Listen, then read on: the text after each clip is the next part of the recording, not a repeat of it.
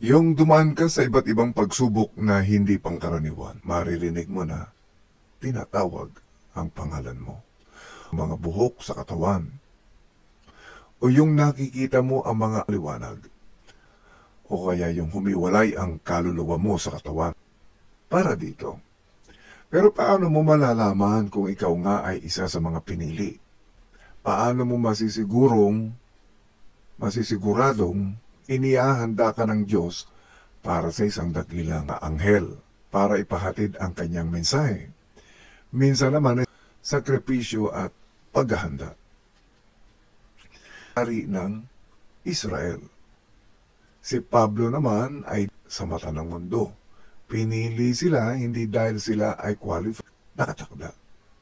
Pero hindi tinatawag ng Diyos ang mga handa na. Meron kang isang malalim at hindi matanggal na pag